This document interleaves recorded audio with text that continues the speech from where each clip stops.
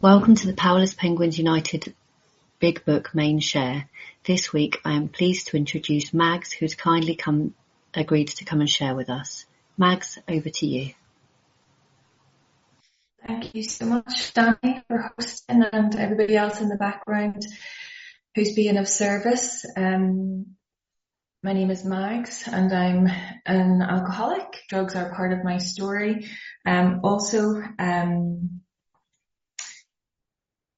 But yeah, welcome everybody. Happy Saturday. It's great to be here with everybody. For those of you that weren't here last week, a big, huge thank you to young Lee, our dear, precious, wonderful friend who hopped on last week. And if you haven't listened to the recording, please do. Powerful message every time. But it's great to be with everybody here this morning. We're in the big book. If you haven't got your big book in front of you, if you have one, I would suggest you get it in front of you because it is a book study. Therefore, we study the book. And if you haven't got a big book, I know that the Penguins will get you one if you request that. So we're on page 17. We're moving into chapter 2. There is a solution. And I'm really looking forward to going through this over the next couple of weeks. Of course, before we jump into the pages, let's set aside every single thing we think we know about this program, about the 12 steps, about what is going to keep us sober, so that we may have a new experience with God and that we may be showing the truth. And if there's anybody in the room who doesn't understand what I've just said there, that's okay. Just set aside every single thing you think you know right now. Don't be worried about the God thing. That will come. It will come.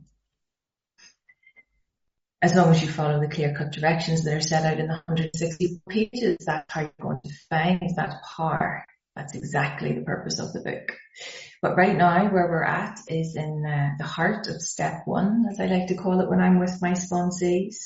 Step 1 begins right at the very front cover page and ends on page 45. So we're only part way through that step right now. We're already covered the doctor's opinion, where we talk about the physical allergy. We've gone into Bill's story, where we're looking at where we thought like that, drank like that, felt like that, and if this program can work for us too. Bill's story is a personal story, like the 42 personal stories that are set out at the back of the book that begin on page 171. And I know that each of us each week are looking at one of the personal stories and trying to identify again where we thought like that, drank like that, felt like that, and if this program can work for us too. So if you've forgotten about the personal stories, don't worry, start reading them again, because I won't let you forget about them. There's a reason why we're reading the personal stories, so don't let up on those either. So page 17 is a really integral part of the program. It sets out so much information that is so incredibly important to understand. The title in and of itself is so important. There is a solution. There's no if, there's no but, there's no maybe. There is a solution. Do not be confused about the fact. I cannot emphasize enough. And this first paragraph, we of Alcoholics Anonymous, we're not talking about every Tom, Dick and Harry that's sitting in the rooms. We're talking about the people that wrote this book is what they're referring to in this paragraph. They're sharing their experience of how they overcome the addiction.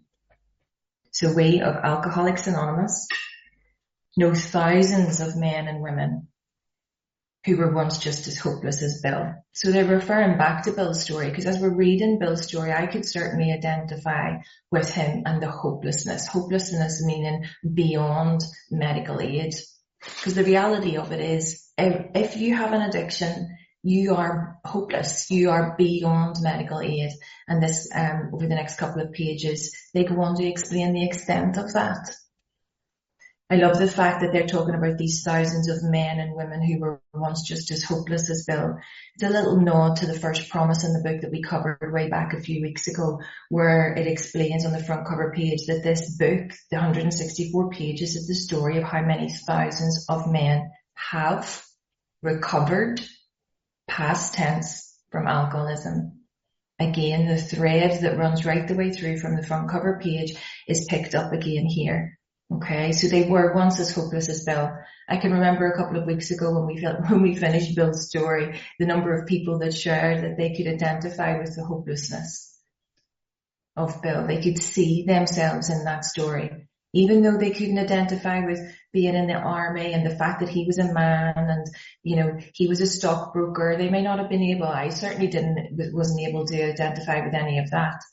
But when you get underneath all of that,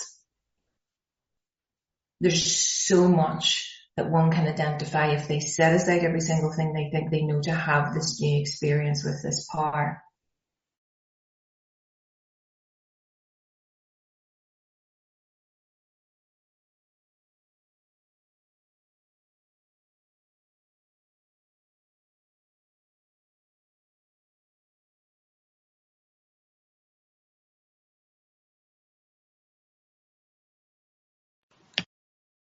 I think we've lost Mags. Is anyone else? Yeah. Okay, we'll just give her a couple of minutes.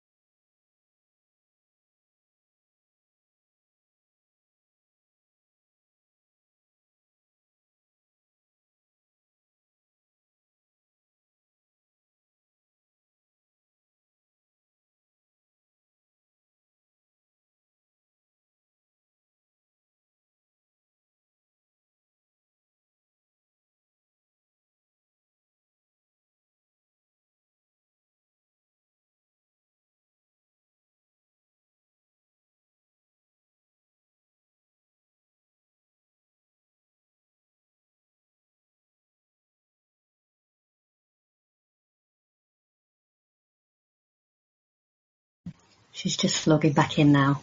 Will be just a minute or so.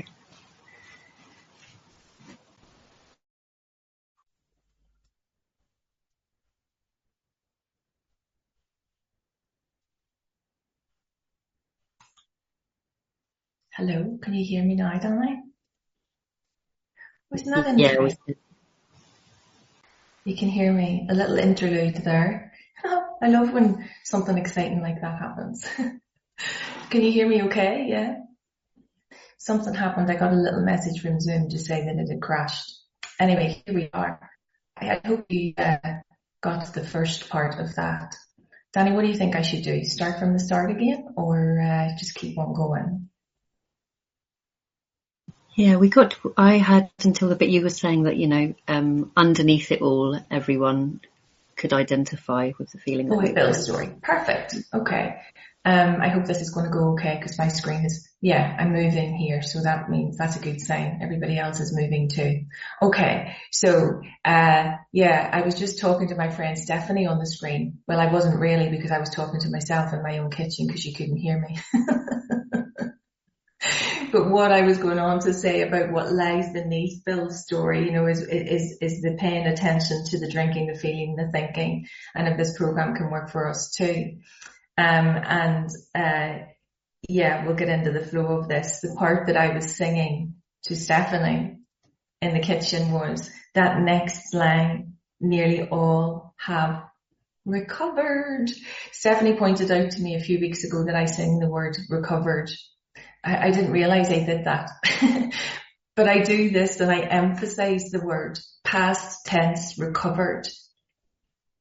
My addiction, my alcoholism has been removed.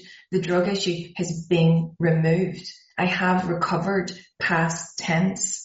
They go on to say in this next line, they have solved the drink problem, past tense. If you think a mathematical sum, I was going to say a mathematical equation, but this is hardly an equation that I want to share with you. 1 plus 1 is 2. The mathematical sum has been solved.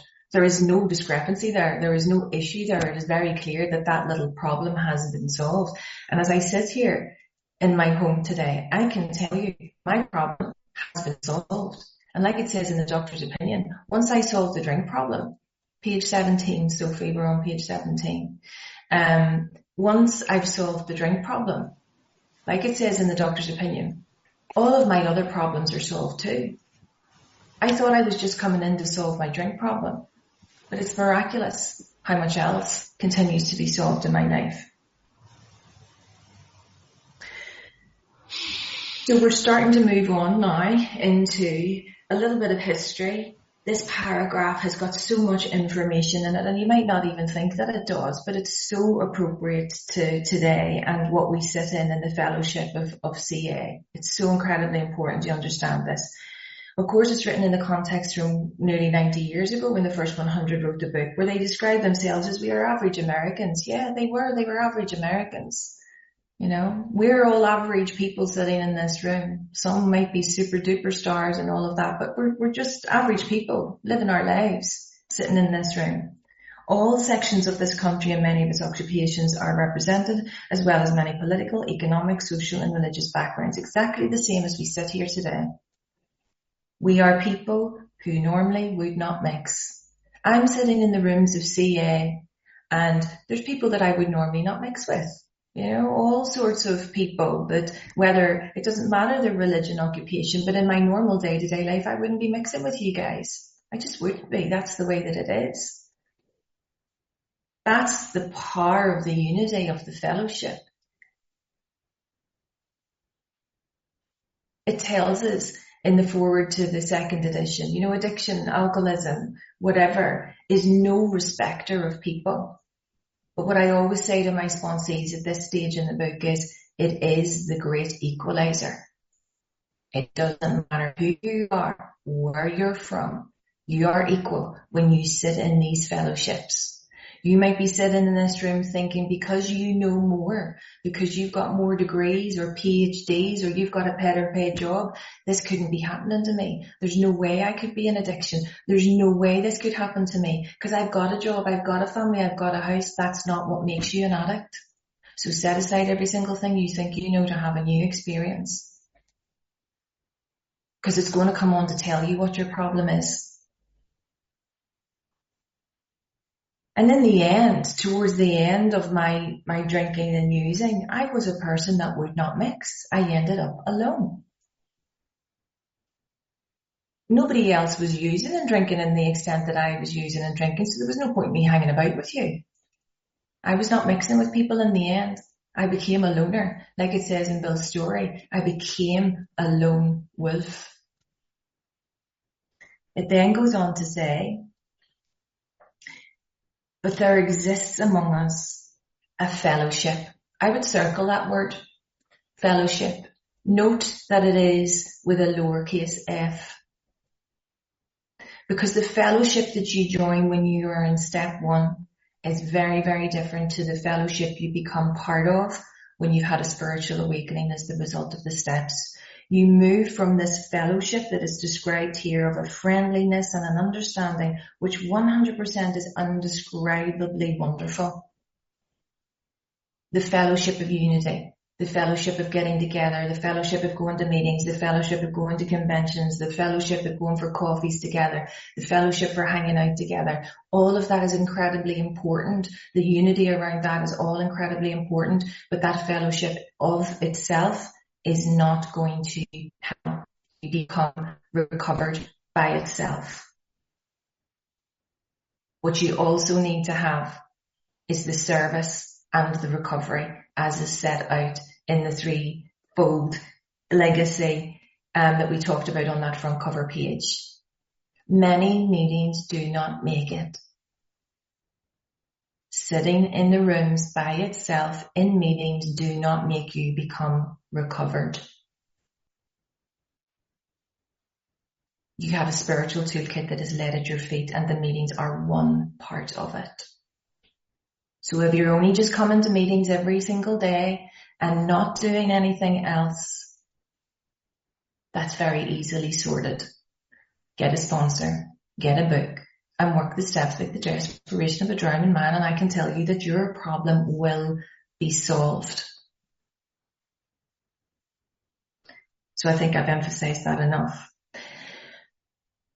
The fellowship on this journey to becoming awakened as the result of the steps in step 12 is we become part of this fellowship of the Spirit. It's one that we'll talk about as we move through the process. When we talk on page 164, we talk about this fellowship of the Spirit. We're in a different type of fellowship that is so much more indescribably as the time passes and the more time we spend together in it. And I love this little part simply because it reminds me of a little story of here at home. So we are like the passengers of a great liner, the moment after rescue from shipwreck, when camaraderie, joyousness and democracy pervade the vessel from steerage to captain's table. Unlike the feelings of the ship's passengers, however, our joy in escape from disaster does not subside as we go our individual ways. I live in Belfast. Just down the road from me, a very, very, very famous ship was built here. It's the one that hit the iceberg and went down.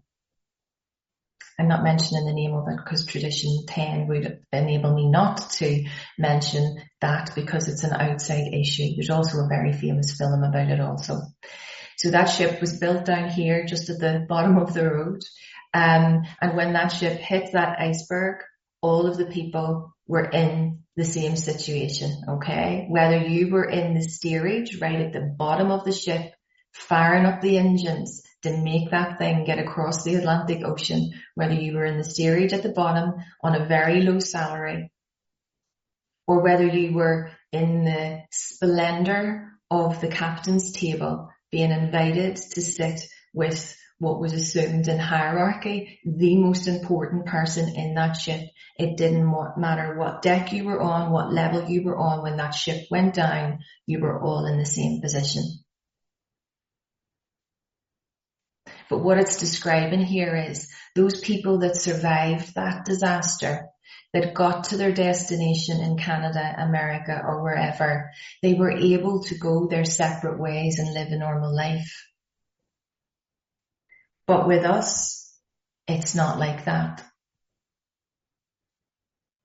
We can't go our separate ways. Like it says in the foreword to the second edition, we have to hang together or die separately. That's why the fellowship is so incredibly important. It forms one part of our recovery, but it is incredibly important. And if you think that you can do this by yourself, by going your separate ways, without a sponsor, without a big book, without having a spiritual awakening as a result of the steps, that's not how this rodeo works. Because this is the reason why. The feeling of having shared in a common peril, I would circle those two words, common peril, is only one element of the powerful cement which binds us. The common peril that they're talking about is the allergy. In the preamble that was read out before I started, they talk about the common problem. Okay? What we're talking about here and in the preamble is this, the words from the book are the common peril, that being the allergy. We are different from regular people because what we have is an allergy. I react totally and utterly abnormally to alcohol, which is a really normal substance to other people, but not to me. So that's one part of the cement that binds us, the common peril. But if we were to sit in the rooms and only talk about the problem, and only talk about the common peril, and only talk about all of the problems that are happening in our lives, this next sentence applies. But that in and of itself would never have held us together as we are joined now.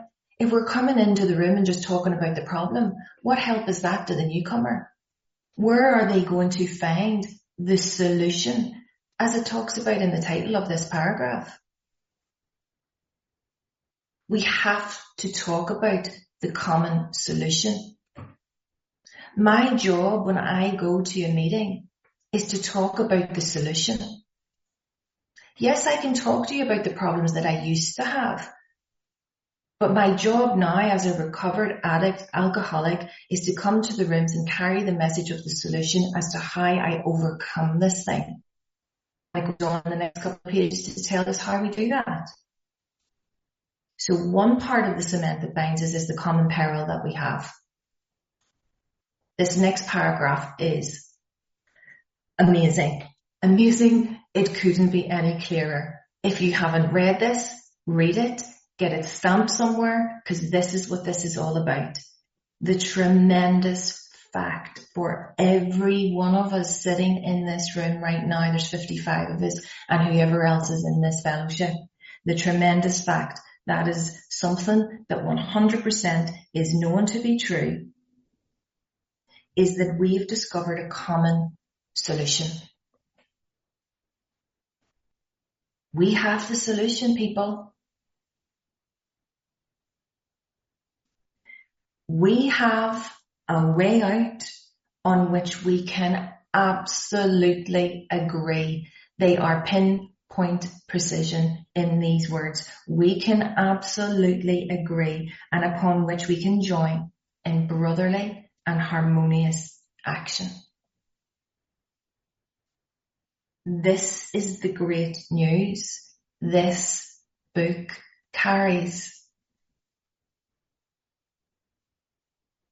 to those who suffer from alcoholism. The common solution is the 164 pages. That's the other part of the powerful cement that binds us. We've got the common peril. We've got the common solution. Together, they are the cement that binds us. So if you're sitting here and are in the peril, get the solution, get a book, get a sponsor. Together, there is a solution, and we're going to explain over the next couple of weeks what the actual solution is, but you're going to find it in this book. I need go no further, like it says in the foreword to the first edition, the first paragraph. I need go no further for any authentication for what I suffer from and how I overcome it. It's all in this big book. So if you're not using it, what are you doing? Seriously, what are you doing? And don't get me wrong, I used to be that person, and now I'm not. Simply because somebody took me by the hand and placed it in the hand of the God of my own understanding. I showed up every single session. He just kept turning the pages with me. I didn't know why he kept on turning the pages. None of this stuff was falling into my head. I just had faith in the process. When you give me an instruction, I took the instruction. I didn't want to take the instruction, but I did it anyway. And here I am sitting talking to a room of people on a Saturday morning. I don't even know how I got here. All because I said yes. All because I said yes to service. All because I said, yes, I have a problem, I'm powerless, and my life is unmanageable. All because I admitted. All because I let the idea in. That's the first step. Let the idea that I'm powerless over alcohol, drugs, and everything else in my life. That stopped. And then I followed the instructions. A few simple rules, that's it. Like we talked about it in the doctor's opinion for weeks on end. Followed a few simple rules. Where are the few simple rules? Well, that's the great message. The fact is that this book carries. It's so simple. We could miss it. It's so simple. In our human being ways, we decide to complicate the back end out of it for the newcomer. There's no need. It's set out in such precise masterly detail. Give yourself a chance. So can you see why page 17 is so important? So important. It's not my job to talk about my problems when I come into this room. The newcomer can. But then when you get a sponsor and start to work the steps, you don't talk about your problems, you talk about the solution. It's that simple. Next page, 18, an illness of this sort. And alcoholism was declared an illness by the American Medical Association back in 1956. It is an illness. And we have come to believe it in illness. And it involves those about us in a way no other human sickness can. Alcoholism, addiction, it's the only illness in the world where when it's treated, the person becomes better than ever before. Think about that. I always use the example of my mother when I read this paragraph with my sponsees.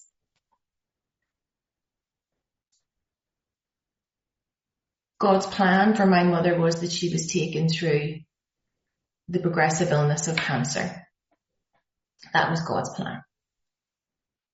And all my mother ever wanted through her treatment was to get back to being herself.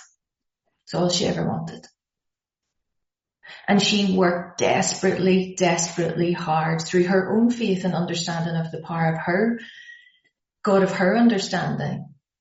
She was demonstrated so much faith in the process that she had to go through in achieving the prescription that she had for her illness. She was relentless in her care. She was relentless in showing up to her appointments for radiotherapy, chemotherapy, all of that. She never missed a gig. She showed up for every medical appointment. She showed up for everything. The same applies to us in our illness, but the reality of it is there is no treatment that a doctor can give us. Yet this book carries the solution. And this is what happened with my mother and I, through the process of her illness. If a person has cancer, all are sorry for him and no one is angry or hurt. That was right. Everybody galvanized around my mum. And rightly so. Rightly so. But not so with the alcoholic illness. Why? There goes annihilation of all the things worthwhile in life. It engulfs all of those lives that touch the sufferers. It brings misunderstanding, fierce resentment, financial insecurity, disgusted friends and employers, warped lives of blameless children, sad wives and parents. Anyone can add to the list. You've all experienced that. The illness that we have is taboo.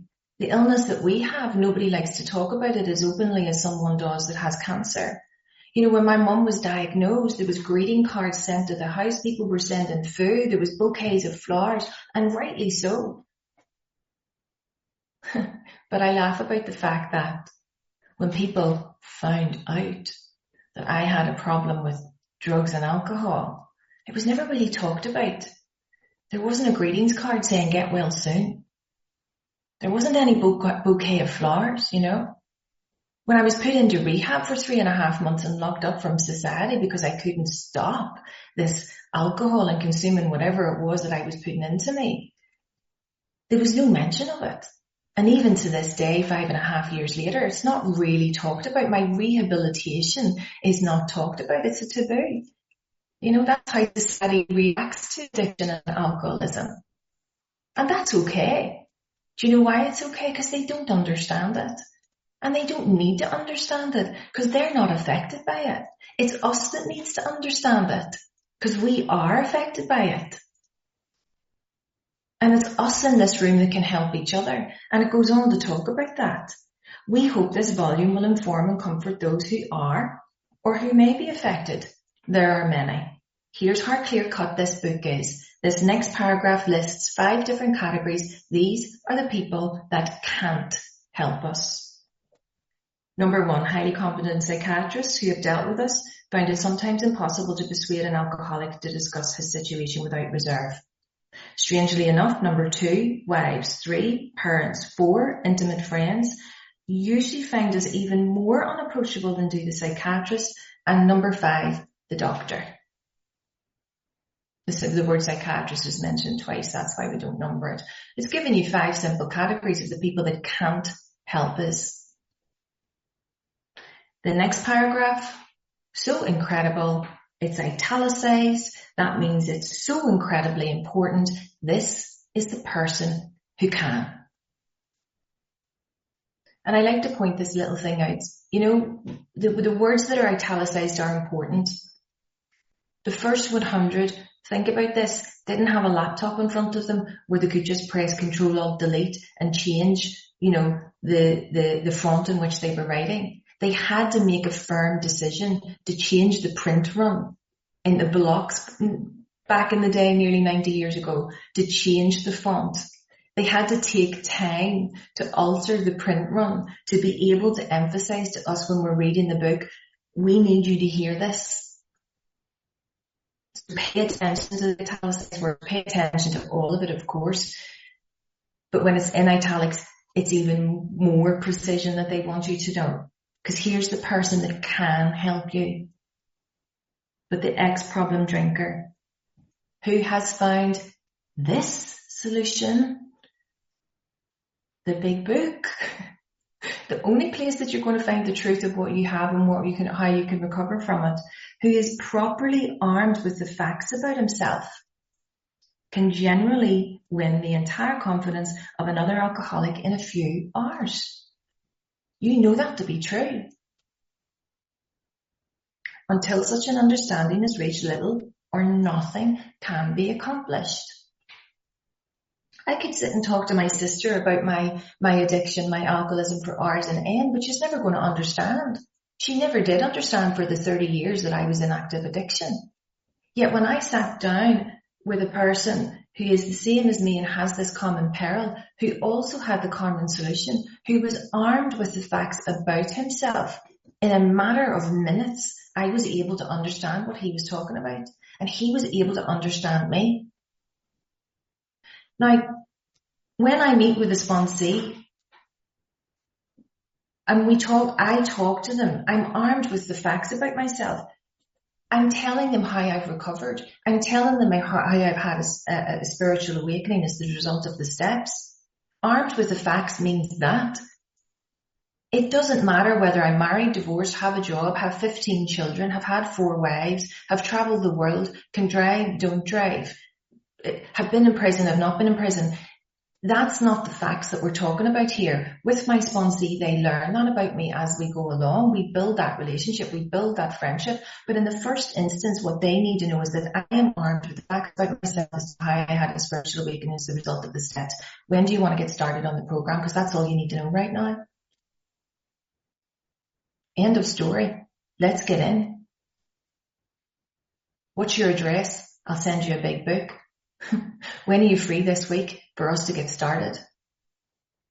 And then I'll arm you with the facts about yourself as to how you overcome this terrible, progressive, killer illness that you have. And here, this next paragraph is just incredible for anybody in the room who doesn't have a sponsor. This is what you're going to get. For anybody in the room that is a sponsor, these are the qualities that we demonstrate. But the man who's making the approach, so it is okay for me to make the approach to the newcomer. It's not egoic for me to go to someone and say that I have had a spiritual awakening as a result of the steps and I can help you. No, that's my job.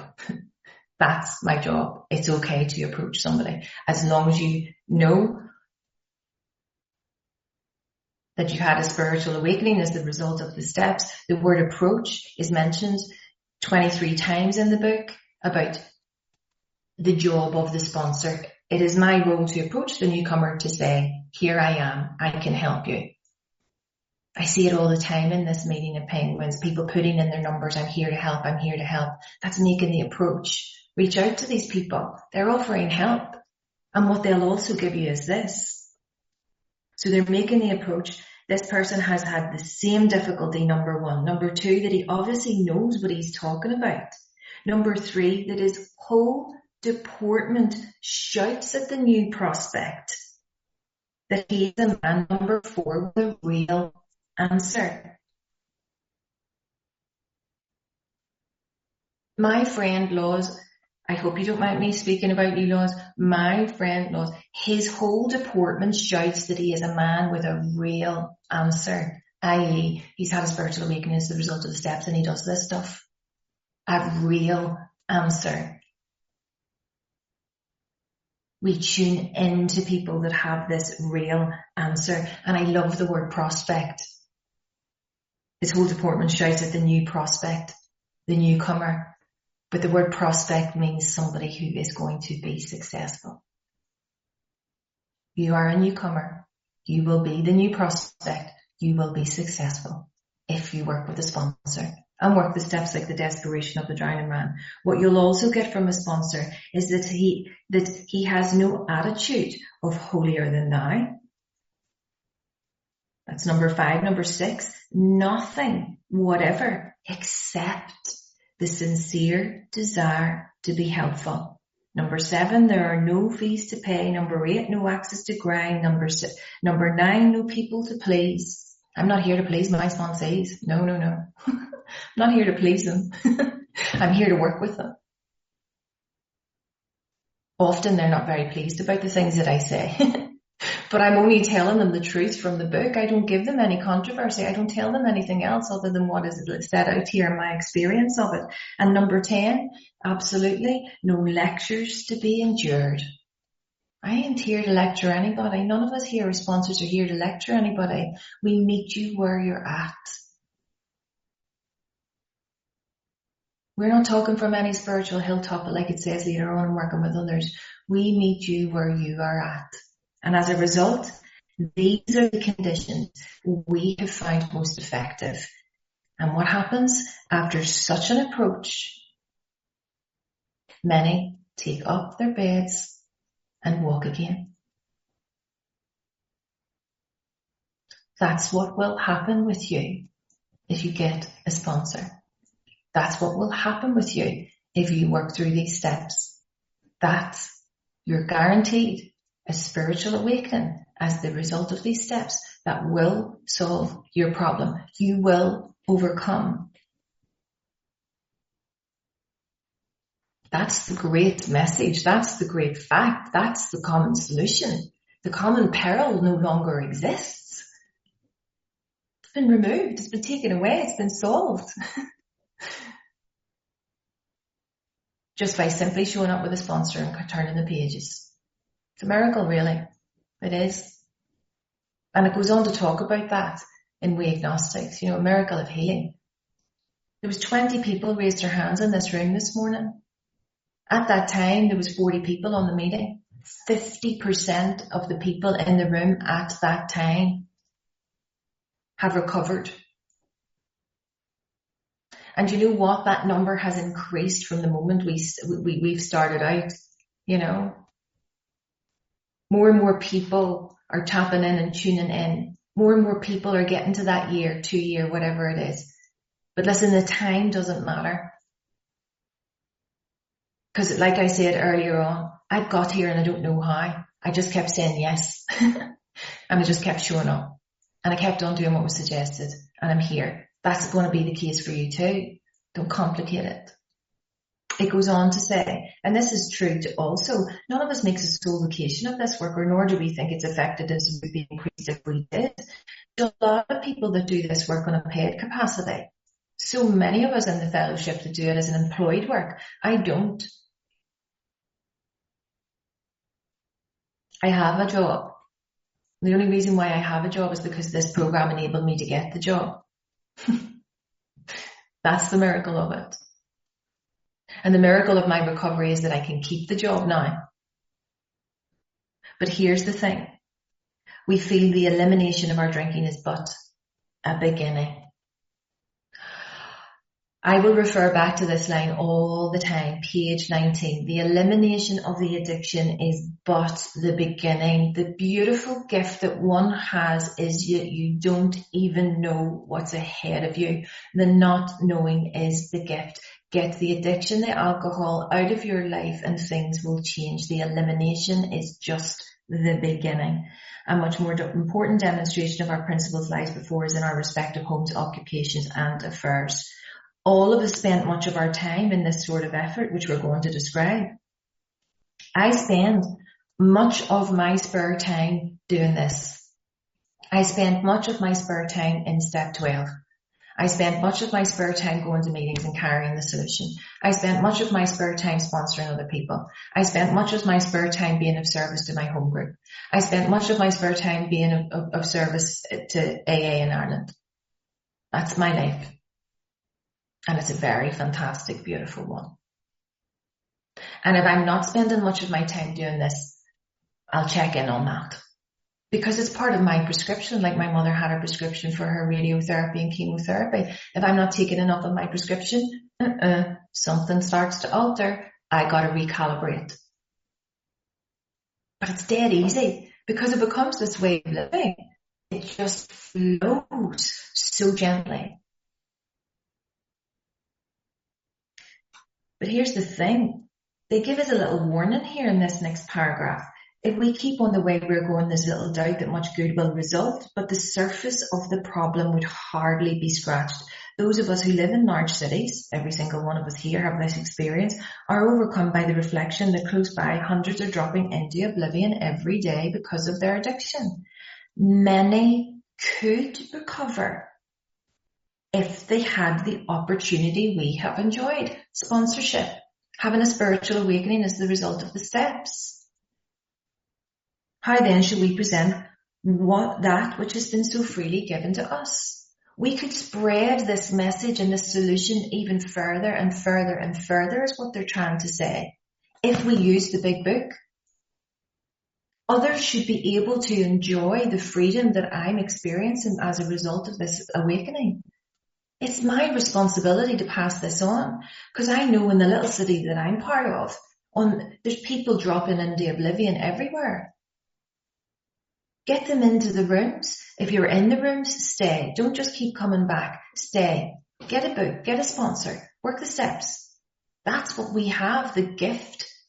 And these men and women that wrote this book were so convinced by this solution, they took the time, effort and energy to write it down for us so that we could receive the same thing that they have had.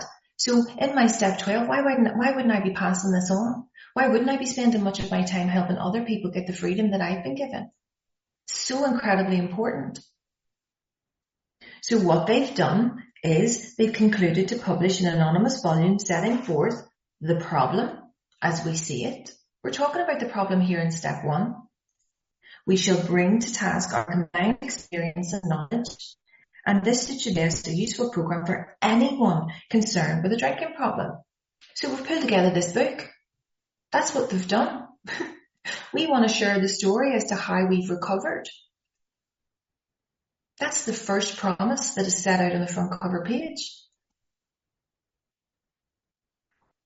And then they go on to give another little note. Of necessity, of course, there will have to be discussion of matters medical, psychiatric, like in the doctor's opinion, social and religious, like in we agnostics as we move forward.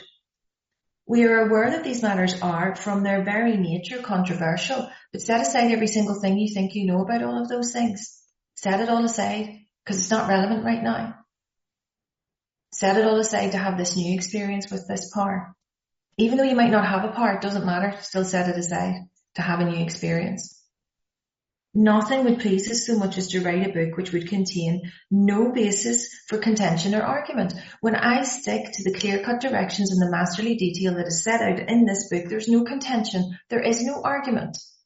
You can have your opinion, I can have my opinion, but when it comes to this book, the facts are in the book.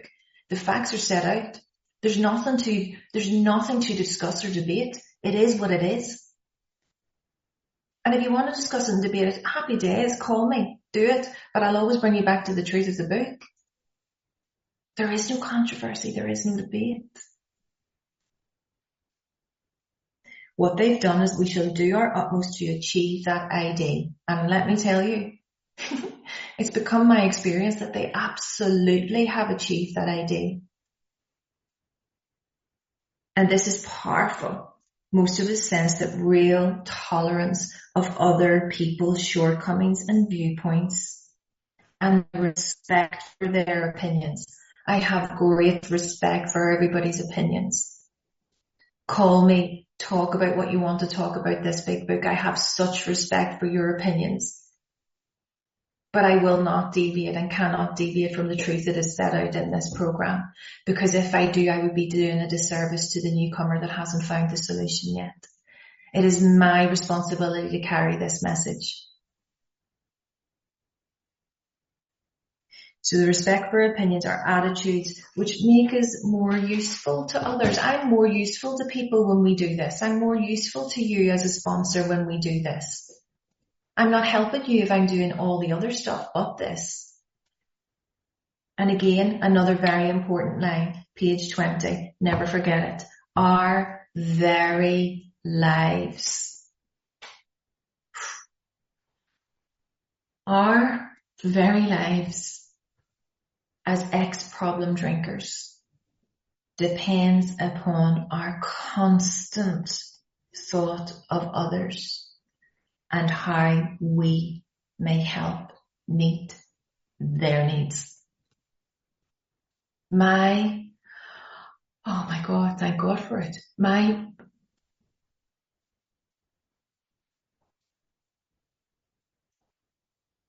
very life depends on this. My very life depends on helping you. My very life depends on helping and supporting family, friends, employers, and all of that I've never been able to do. My very life. Isn't that the most beautiful thing? To think that we come into this room feeling completely and utterly hopeless and useless and powerless. Yet it changes. In the fellowship of the Spirit, it changes. And we become something else. This willingness, this honesty, this open-mindedness enables every single last one of us in this room to experience the psychic change, the personality change that Dr. Silkworth talks about in The Doctor's Opinion, and we become more well than we were even before the addiction. We become a better person than we were, not like my mum who just wanted to get back to the same. All she ever wanted was to get back to the same, but this solution brings us to something more. My mother fought for her life, and God had other plans. You might be sitting in this room today fighting for your life, but God has another plan. God has another plan. You wouldn't be coming to this fellowship if you didn't want to live. You wouldn't be coming to this fellowship to listen to this crazy person in Belfast banging on about this big book in 164 pages and getting a sponsor. You wouldn't be sitting in this room if you didn't want life. You wouldn't be sitting in this room if you didn't want freedom from your addiction. You wouldn't be sitting in this room if you didn't want to be useful for somebody else. Get with the program.